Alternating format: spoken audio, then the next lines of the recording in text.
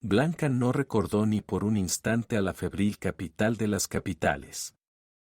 Encontraba en todo el sabor de lo nuevo. Se entregaba a la alegría de vivir, como una colegiala que acaba de dejar los tutelares muros del Sagrado Corazón y empieza su etapa mundana. Todas las noches íbamos a un teatro distinto, mas yo tenía cuidado previamente de explicarla con los detalles apropiados el argumento de las diversas obras para que se diese cuenta de ellas, pues de sobra está decir que su conocimiento del francés había naufragado con su memoria. Sin embargo, al terminar la pieza, solía decirme que la había comprendido perfectamente. Merced a una cuidadosa selección de los espectáculos, iba yo educando su nueva y admirable sensibilidad. La música, sobre todo, ayudaba a ello. La gran ópera, la ópera cómica, los conciertos Lamoureux, hasta el propio Concert Prou, servíanme a maravilla de maestros. Por esta época empecé asimismo a proporcionarlas ciertas lecturas, diáfanas, sencillas, de grandes autores. Con qué fruición, plasmaba, yo, si cabe la palabra, aquella alma, mía, solo mía, absolutamente mía. Nuestro viaje por Suiza fue un éxtasis. Pero acaso el aire puro de aquellas montañas rosadas, gris perla, violeta, la sedante placidez de aquellos lagos azules, las dulces perspectivas de aquellos paisajes de ensueño, tonificando lentamente sus nervios, aumentando sus glóbulos rojos, vigorizando su sustancia gris, produjeron pocos días después de una excursión inolvidable, los primeros destellos, los incipientes atisbos de una memoria que, ay de mí, yo ya creía escondida siempre en los laberínticos recodos del subconsciente. Fue en Venecia, una tarde, al volver del Lido, en la plaza de San Marcos, entre las palomas familiares. Blanca llevóse las manos a la frente y palideció un poquito. Condújela asustado a un café cercano de las galerías y pedí un cordial. Me miraba sin hablar. ¿Qué te pasa? ¿Qué tienes? Preguntábale yo con ansiosa insistencia. Nada, respondió por fin débilmente, una sensación muy extraña. Me ha parecido en un momento dado, con claridad como de relámpago, muy penosa, que esta plaza la había yo visto ya, contigo. Un pavor infinito me paralizó por unos instantes el corazón y me puso frío en los huesos. Recordé mis diversas lecturas y una frase corroboradora de ellas, del sabio especialista francés. La amnesia, vigorizando el organismo lentamente, suele curarse también lentamente. Los recuerdos, las imágenes, aislados y confundidos al principio como las estampas revueltas de una historia, van con blandura ordenándose, hasta que empieza la vida anterior a verse en fragmentos, y por fin en su integridad. Si esta operación se efectuase súbitamente, produciría un trastorno mental tan profundo que podría sobrevenir la ruptura de un vaso y la enajenación irremediable o la muerte, pero si paulatinamente la memoria va atando su disperso haz, solo produce trastornos relativos. Sin embargo, había añadido, pues que usted desea toda la verdad, le diré que, aun así, un organismo débil pocas veces sobrevive a la recuperación total de sus recuerdos. En el caso de la esposa de usted, nada quiero vaticinar. Solo afirmaré que su juventud es la mejor garantía. No una, varias veces, con disculpable egoísmo, había yo sentido, el miedo, el pánico aquel ante la posibilidad de que, Luisa, recobrase sus potencias. Era más que natural, la salud de Luisa significaría algo atroz, algo que cada vez me atrevía menos a considerar, significaría, sencillamente, la muerte de Blanca.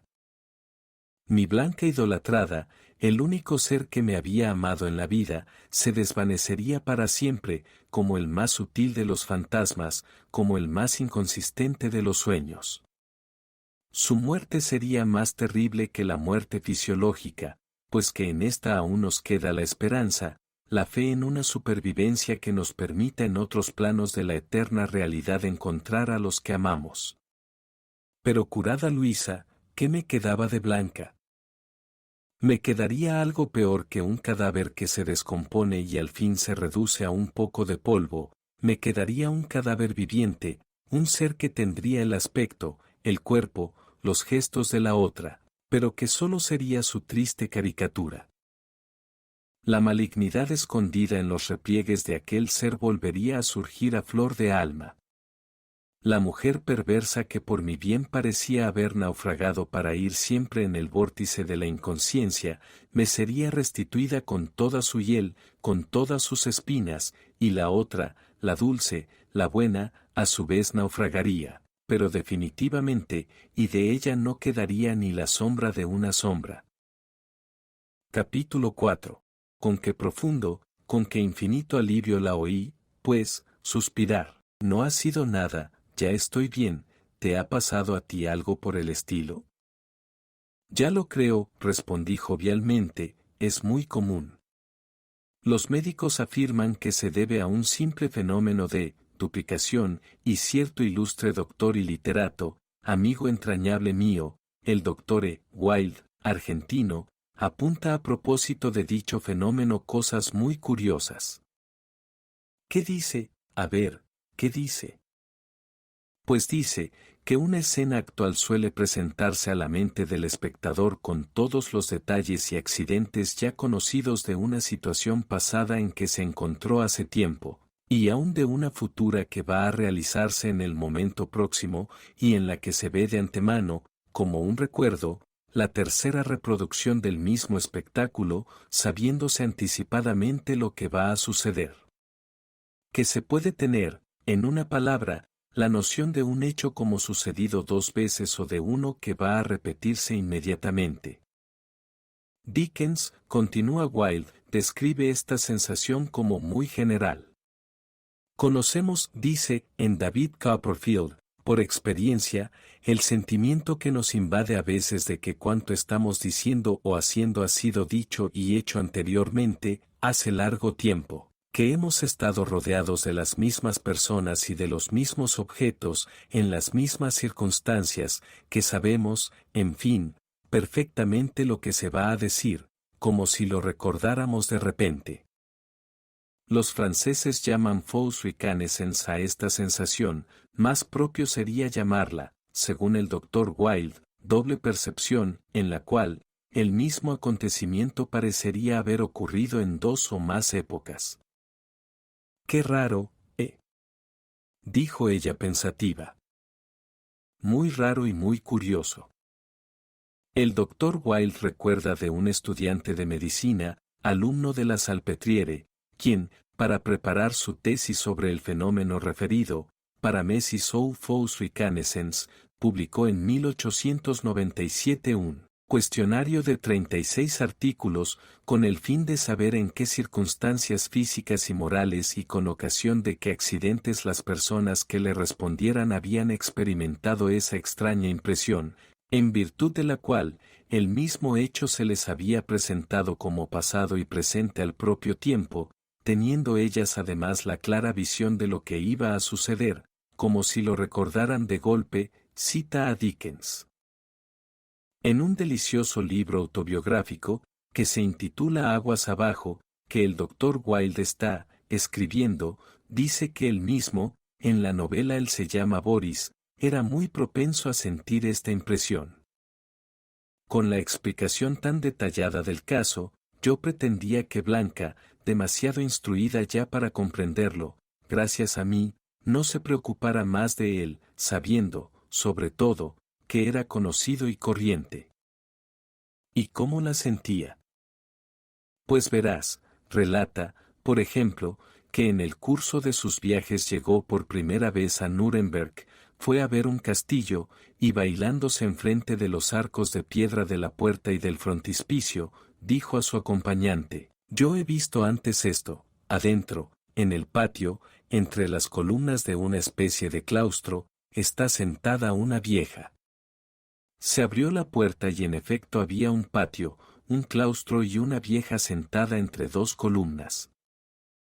¡Qué extraordinario!, exclamó Blanca, divertida verdaderamente con mi narración, que, sin embargo, en tratándose de tales o cuales vocablos, dejaba de entender. Hice la gracia de una explicación de mi doctor amigo Wilde, según el cual el hecho de la doble vista anacrónica del mismo objeto en el pasado y en el presente, depende del pasaje al sensorio común, por dos vías diferentes, de una misma percepción, alojándose primero la que llegaba antes, transmitida directamente por el nervio óptico, y después la que hubiera recorrido vías combinadas. De esta suerte la primera sería más antigua con relación a la otra. Pero si le referí, por curioso, lo que el mismo doctor nos recuerda de Dickens. En una de sus novelas figura un vendedor de baratijas que ejercía su comercio en la vía pública, junto a una casa grande y solemne. Nuestro hombre, al ver entrar en la casa y salir de ella constantemente ciertos individuos, dedujo que ellos la habitaban y, no deteniéndose en esto, les puso nombres, los acomodó en sus diversos departamentos y les atribuyó en su fecunda imaginación costumbres determinadas. Un día, por orden de la autoridad competente, entró en la vetusta mansión la justicia y tras de ella el público, con el vendedor aludido a la cabeza, el cual hubo de desmayarse al saber que el sujeto a quien él por tantos años había llamado Mr. Williams, no era tal Mr. Williams, que la tía Marta era Miss Peggy, que el dependiente Frank no era dependiente, sino socio, y se llamaba John. No eran estos precisamente los nombres, pero para el caso es lo mismo. En fin, que los aposentos no estaban distribuidos en la forma que él les había adjudicado, ni respondían al plan trazado en su mente, con líneas indestructibles. En resumen, el pobre diablo experimentó una desilusión completa y dolorosa, como si la destrucción de pie su fantasía había creado, fuera una desgracia uno. Rió de muy buena gana Blanca la anécdota, y yo, para concluir, añadí, por lo demás, hay quien pretende que algunos de estos fenómenos tienen un misterioso origen. ¿Cuál? Di cuál. Son recuerdos de vidas anteriores. ¿Quién sabe si tú y yo nos amamos ya en otra vida, en Venecia? Debimos entonces amarnos mucho, ¿verdad? Preguntó deliciosamente, puesto que nuestro amor ha durado hasta hoy, y aún ha crecido. Estreché su mano con ternura y echamos a andar en busca de nuestra góndola para volver al hotel. Capítulo 5. Muchos días apacibles, radiosos, transcurrieron sin que el fenómeno volviera a producirse, pero una tarde, en Roma, a la sazón que desembocábame la plaza de San Pedro, ante la basílica y las imponentes columnatas del Bernino, Blanca se repegó contra mí y con un acento de verdadera angustia y desolación me dijo: Pablo, yo ya he visto esto, severamente contigo. Y palideció horriblemente. No, hija mía, te he explicado de sobra en qué consiste tu ilusión, Pablo, no es ilusión, yo he visto esto, yo he estado aquí. Y después de un momento de estupor, ¿quién soy yo, Pablo? Tengo miedo. ¿Quién soy yo? No quise ya dar un paso más, y, desolado, hube de llevarla a nuestro coche que nos aguardaba cerca, y regresé con ella al hotel. Después de aquel relámpago de lucidez, quedóse entontecida, muda, absorta y no pronunció una palabra más. Temblaba de frío. Con ayuda de la doncella la metí en su cama, la arropé bien, pedí un cordial, que no logró reanimarla, y me senté tristemente al lado de su lecho, sumergido en tristes reflexiones. ¿Qué debía yo desear? En mi egoísmo, casi me hubiera alegrado de que aquellos comienzos de lozanía remitiesen, y con la debilidad y la anterior languidez, mi Blanca siguiese existiendo y no asomara, entre relámpagos de horrible lucidez, la Luisa torturadora, junto a la cual mi vida había sido pasión perpetua. El dilema era pavoroso, o con la salud tornaba, la otra, o con la amnesia y la progresiva languidez, mi Blanca iría consumiéndose. ¿Pero acaso no era mejor esto que su desvanecimiento irremediable para ceder su puesto a Luisa? A lo menos ahora moría amándome, dejándome el más santo y perfumado recuerdo, mientras que de la otra suerte la sustituiría lentamente la torva mujer que había hecho mi desgracia, y su perversidad acabaría acaso por empañar la sublime imagen del ángel que embelezaba mis días. Después de una hora larga de tortura interior al borde del lecho en que Blanca dormía con sueño intranquilo, sacudida de vez en cuando por ligeros estremecimientos nerviosos, una doliente y rendida resignación fue invadiendo mi espíritu. En suma, él sabe bien lo que hace, para acrisolarme quiso que encontrara y amara yo a Luisa, pero como hasta en lo que parece más inexorable de sus decretos hay, es padre al fin, un fondo de piedad. Habíame otorgado a raíz de un accidente que parecía mortal de necesidad, la merced incomparable de una mujer angélica, surgida milagrosamente de la otra. Así el ser que más mal me había hecho, hacíame ahora el máximo bien. Las caricias que la osquedad de Luisa me negara, Blanca me las restituía santamente. Si él estimaba en su inescrutable justicia distributiva, que mi paga había sido por ahora bastante y que era preciso ofrecer nuevo tributo al dolor, que se cumpliese su voluntad divina. Daus dedit, daus abstulit. Y recordaba las admirables palabras de Epicto. En cualquier accidente que te acaezca, no digas nunca, he perdido tal o cual objeto, di más bien, lo he devuelto. Acaba de morir tu hijo, fue devuelto.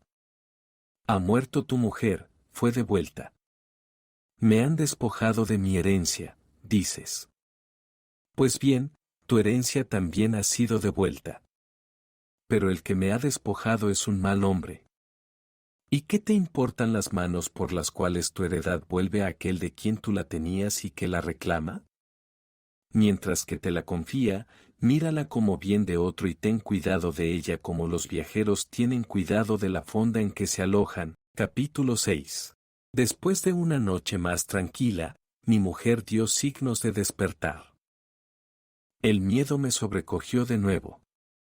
¿Quién iba a volver a la luz, Luisa o Blanca? Pero una blanda sonrisa me tranquilizó, era Blanca sin duda, que, mimosa, enredaba sus brazos a mi cuello y me besaba, con aquel beso fervoroso de siempre. Ninguna huella quedaba en su rostro de la crisis de la víspera. Sus primeras palabras fueron afectuosas y dulces como de costumbre. Yo había ya tomado una resolución, no más Italia. No volvería a ver con ella ciudad ni comarca ninguna que Luisa y yo hubiésemos visto juntos. Embarcaríamos en Nápoles con rumbo a Barcelona. Al día siguiente estábamos en el Hotel de Santa Lucía de Nápoles. Recordé las horas pasadas en mi primer viaje de bodas, por la bahía de ensueño, nuestras excursiones a la Gruta Azul, a Pompeya sobre todo. Luisa me había echado a perder mis éxtasis en las calles solitarias de la ciudad única. Ni entendía nada de aquello ni podía sentir la imperiosa evocación del pasado. En vano me afanaba yo por reconstruirle la vida romana. Bostezaba, se impacientaba, y acabó por insistir en que volviésemos a Nápoles temprano, para tomar el té, con una amiga que la aguardaba en el hall del hotel. ¿Acaso Blanca, con su sencillez afectuosa, con su simplicidad, fuese mejor compañera de ensoñaciones que la otra? No sabía de historia más que lo que yo le desmigajaba, pero sabría en cambio callar y acompañarme plácidamente por las vías milenarias. No me atreví sin embargo a intentar la excursión, por miedo a una nueva desgarradura del pasado y preparé nuestro embarque en el vapor italiano que regresaba a Barcelona. La naturaleza me ayudaba en mi propósito. Una lluvia persistente volvía grises y monótonos todos los paisajes, todas las perspectivas.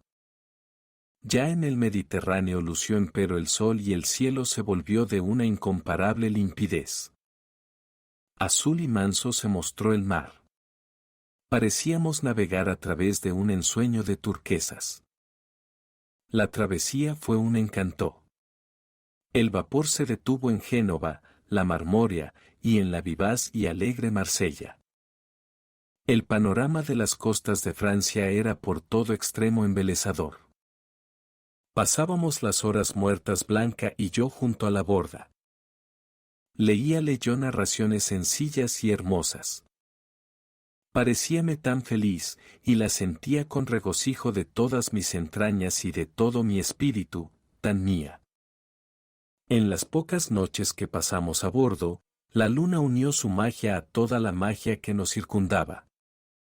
Una excelente orquesta tocaba en el gran salón y después, como el ambiente era tibio, sobre cubierta.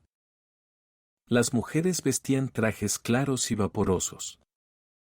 Blanca y yo íbamos a buscar nuestro sitio predilecto, hacia popa, y en cierto rinconcito, permanecíamos silenciosos, inadvertidos, con una de sus manos en una de las mías.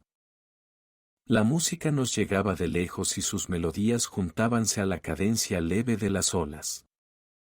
No recuerdo de noches tan felices, en recogimiento mayor y más completo éxtasis. Pensé muchas veces que fuese cual fuese en adelante mi destino, yo ya no tenía el derecho de quejarme. El ánfora de mi alma había sido colmada de esencia. Un piadoso e invisible Ganímedes echaba en mi crátera, hasta verterlo, el más generoso de sus vinos.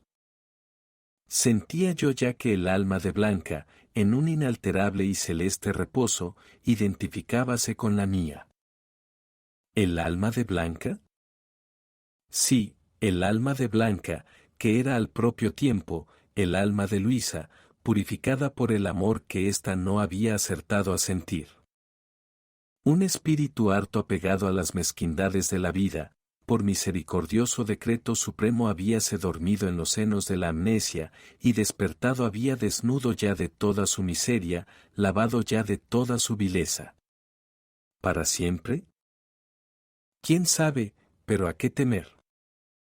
¿Aquellas horas no valían, por ventura, la eternidad?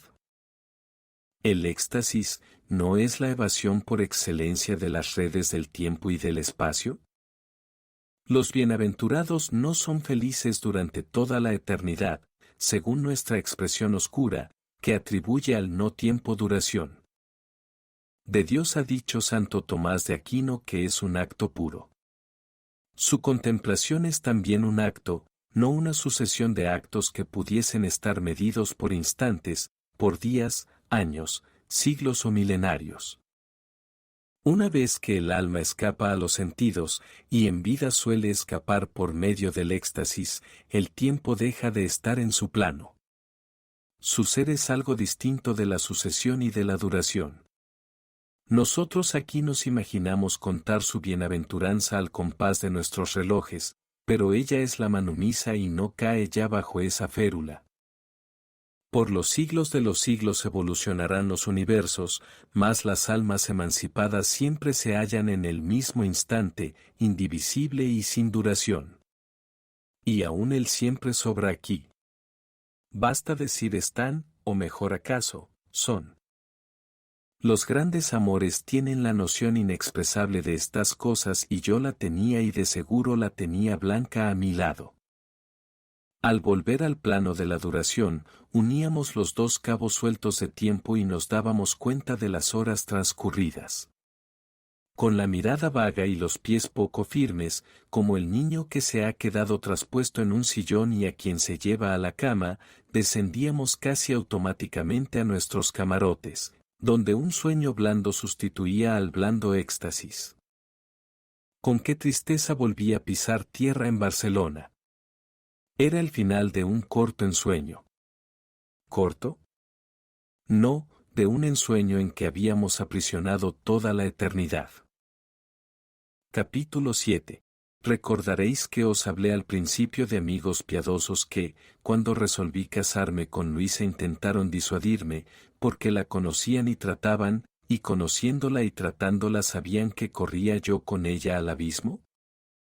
Pues uno de estos benévolos amigos dio de manos a boca con nosotros en el paseo de Grecia, pocas horas después del desembarco. En cuanto nos vio dirigióse rápido a saludarnos y yo no tuve tiempo de prevenirlo acerca de la metamorfosis de mi esposa. La escena fue por todo extremo pintoresca. «Hola, Pablo, hola, Luisa», exclamó. Luisa se quedó inmóvil. Yo estreché la mano de mi amigo y guiñé un ojo, guiño absolutamente inútil como ustedes comprenderán. Insistió él en saludar a mi mujer, quien extendió al fin la diestra, que él besó, no sin cierto azoramiento. «Está usted un poquito desmejorada», observó el intruso. «¿Ha estado enferma?» «¿Pero quién es este caballero?», preguntó ella ingenuamente. «¿Cómo, no me recuerda usted?» «Parece mentira. Y pensar que era yo visita obligada los lunes y que he comido tantas veces en su casa». Luisa me miró con un desconcierto tal que tuve miedo de una nueva crisis, y comprendiendo la urgencia de cortar por lo sano, recurrí a un medio. «Un parecido probablemente excepcional», insinué, «ha hecho que usted confunda a mi mujer con alguna persona que usted conoce, pero, Pablo». «Mi mujer», añadí imperturbable, «se llama Blanca y no Luisa, y seguramente no ha visto a usted nunca». Mi amigo abrió los ojos desmesuradamente. Yo repetí un guiño que no advirtió en su estupor, y concluí: «Hay parecidos así, y el caso nada tiene de extraordinario». «Está usted disculpado, caballero, muy buenos días». Y cogiendo a Blanca por el brazo le dejé plantado en medio de la acera. No le he vuelto a ver más, pero seguramente no cabe negarle el derecho que tiene a pensar que mi mujer y yo éramos o unos malcriados llenos de humo, o unos farsantes, o unos mentecatos. «¿Has visto cosa igual?», me preguntaba Blanca después. «Pero tú parecías conocerle». «No, por cierto, como me saludaba con tanta amabilidad, le tendí la mano, pero ignoro quién es. Debes parecerte extraordinariamente a una amiga suya».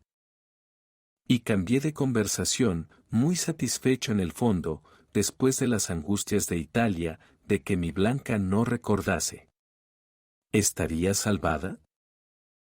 Capítulo 8. Volvimos a nuestro rinconcito campestre, a nuestra quinta llena de árboles y flores, y en el momento en que el ama ponía a Carmen, que tendía los brazos a su madre, en el regazo de Blanca, la otra se manifestó repentinamente con irrupción patética, trágica. ¿Fue solo la emoción del encuentro? ¿Fue el recuerdo, por el instinto reforzado? «Hija. Hija mía», gritó con acentos guturales, Luisa, y cubrió de besos nerviosos a la niña, sollozando con tal ímpetu, que Carmen, asustada, se echó a llorar. El ama de llaves, el ama de cría y yo presenciábamos la escena. Mi mujer, volviéndose a mí y mirándome con una fijeza que me hizo daño, exclamó: «Pablo». Y en el acento con que pronunció mi nombre, comprendí que ya no era Blanca, sino Luisa quien me llamaba, Luisa que me reconocía. Las frases siguientes no me dejaron lugar a duda, después de mirar a todos lados. «¿Por qué estoy aquí?», preguntó. No supe qué responderle. «¿Por qué estoy aquí?», insistió impaciente. «¿Qué jardín, qué árboles son estos? Vamos, habla, ¿por qué no respondes?». «No se impaciente la señora», dijo el ama, a tiempo que procuraba retirar a Carmen de entre aquellos brazos. «La señora ha estado enferma, muy enferma, y han traído aquí a convalecer». «¿Y de qué he estado enferma?». «A consecuencia de su alumbramiento». «Hija mía».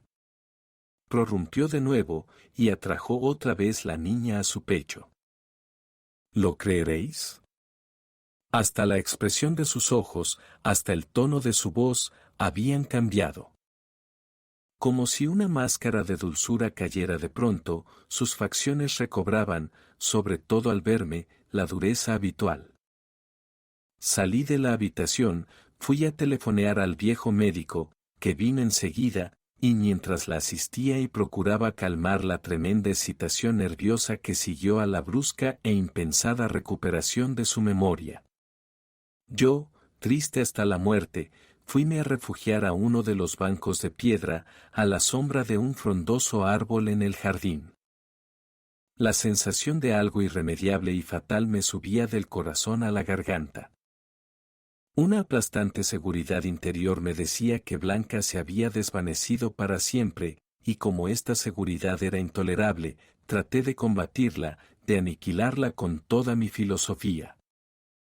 Blanca, es decir, aquella modalidad del espíritu de Luisa, ¿estaba de veras perdida sin remedio?